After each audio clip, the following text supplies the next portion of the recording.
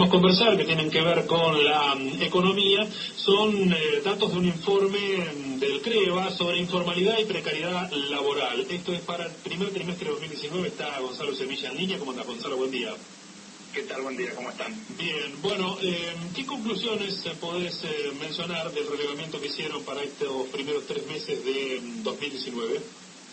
Bien, mira, lo que podemos decir básicamente es realizar dos tipos de comparaciones. Nosotros acá estamos publicando lo que fue el primer trimestre de 2019 y podríamos compararlo con el trimestre anterior, que fue el cuarto del 2018, y como solemos hacer en general, una comparación interanual, es decir, con el primer trimestre de 2018, y los resultados son distintos.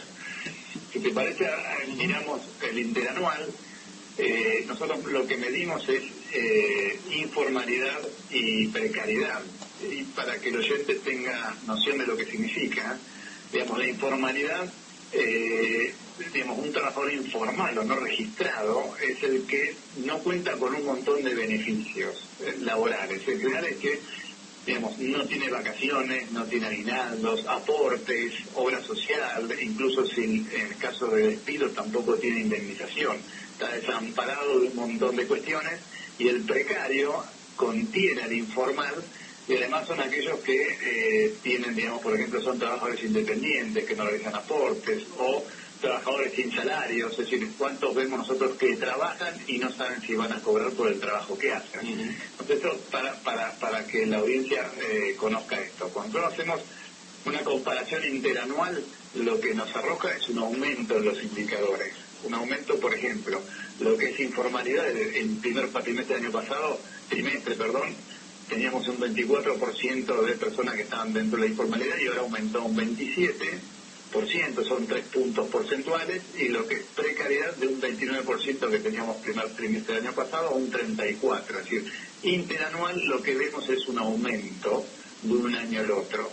Y esto uno está asociado en general a lo que se encadenó a partir de abril-mayo del año pasado, que es conocido por todos, que es lo que fue devaluación, lo que fue Fondo Monetario, lo que fue caída de la actividad generalizada, caída del consumo, aumento del desempleo, aumento también de la pobreza. Es decir, básicamente está asociado, han aumentado varios puntos porcentuales, y hay gente que ha quedado en la calle y que tiene trabajos de pocas horas por día o ni siquiera a veces lo tiene, ¿no? Y cuando nosotros comparamos el otro dato, que es de un trimestre al otro, del último del año pasado al primero de este, vemos que ha habido como una baja en esos indicadores. Del 31 que había llegado lo que es informalidad cayó al 27, y del 38 cayó al 4. Y uno podrá preguntarse qué pasó, porque la economía no es que mejoró. Bueno, nosotros lo asociamos a una cuestión estacional de lo que son los primeros 3 meses del año, incluso cuando uno lo asocia a aquellos indicadores de actividad económica a nivel nacional, veíamos que había algún sector que quería mejorar, que digamos, cuando uno veía lo que había pasado en enero respecto a diciembre y en febrero respecto a enero, había alguna mejora en algún indicador productivo que lamentablemente después se desenterró, digamos, lamentablemente después volvió a caer toda la actividad, y eso nosotros lo asociamos. De todas formas son niveles muy altos y que se ubican por debajo de lo que es la media nacional. La media nacional es bastante más grande. Nosotros cuando vemos informalidad el primer trimestre del 27%, en naciones del 36%. Y cuando vemos precariedad del 34%, en naciones del 41%. Evidentemente, digamos, estamos por debajo de lo que es la media de nación. Hablabas de ese sacudón de mayo del año pasado, lo que pasó luego de las PASO, valga la redundancia, con esta nueva devaluación, ¿puede llegar a tener un impacto similar? Bueno, yo creo que estos datos del primer trimestre, que ya son viejos, pero son los que tenemos incluso disponibles a través del INDEC, de la encuesta permanente de hogares, nosotros vemos todo lo que son los microdatos y analizamos el caso específico de Blanca. Siempre tiene un retraso de unos cuantos meses, es decir, estamos viendo hoy, después de una devaluación del 20% de hace menos de 10 días, lo que es el primer trimestre. Nosotros nos imaginamos que estos números van a aumentar, lamentablemente. Gonzalo, quería preguntar también por otros datos que ustedes han estado elaborando que tienen que ver con la economía, los números en torno al polo petroquímico. ¿Qué nos puedes decir en cuanto a producción, facturación? No sé qué es lo que están midiendo. Sí, nosotros lo que hicimos fue relevar de las 4 empresas grandes de Bahía Blanca, que tenemos Compañía Mega, Dow, lo que tenemos Unipar, digamos Profértil incluso. Varias de ellas cotizan en bolsa y a través de la Comisión Nacional de Valores accedemos a sus balances, donde muestran básicamente todo el desempeño, más que nada el desempeño en cuanto a producción, en cuanto a volumen. Entonces lo que hicimos nosotros fue actualizar lo que fue la información del año 2018 y después lo comparamos con lo que fue 2017. Y básicamente, una vez que tenemos los valores de producción, lo que hacemos son buscar los precios internacionales de esos productos y lo valorizamos. Lo que hacemos es un valor bruto de producción.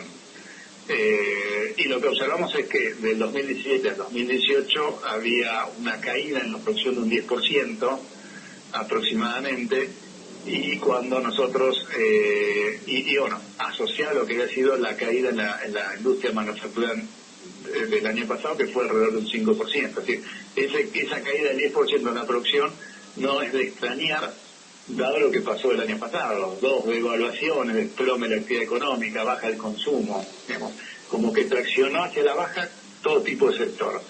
Y así todo después vemos cuáles son los rankings, bueno, a ver cuál es la empresa que más produjo, que en este caso era Profértil, con 1.6 millones de toneladas, que es urea y amoníaco. Después veíamos Dow.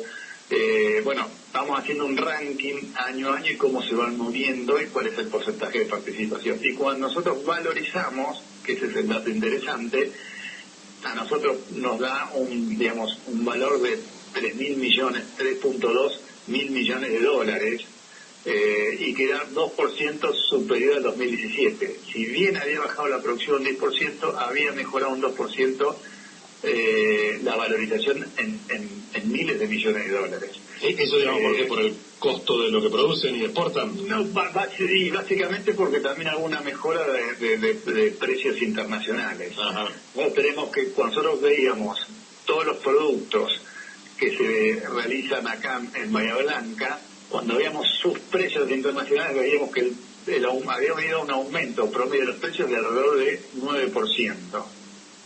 Es decir, produjimos menos, 10% menos, no todo se exporta, algo se utiliza en el mercado nacional cayó abruptamente, entonces se produjo menos, y lo que se exportó a un precio mejor. Lo que hace es que la facturación, no tanto la facturación, sino el valor bruto de producción se ha mejorado. ¿Y ese algo que se consume a nivel nacional, por ejemplo, qué tipo de productos o en qué porcentaje puede ser? Básicamente es la urea. Hay mucha esa producción que va a consumo nacional. Algo se exporta, Dow, hay algo que también va a consumo como bien intermedio, pero también exporta, y exporta a través del puerto de Bahía Blanca como también a través del puerto de Buenos Aires. Todo lo que es consumo interno de estos bienes básicamente han caído, prácticamente cayó, y bastante, que se traduce en ese 10%. Y los precios internacionales han mejorado. El sector de energía y el sector de producción de petroquímica, etcétera, es algo que han dado relativamente bien, siempre asociado a lo que fue las grandes devaluaciones.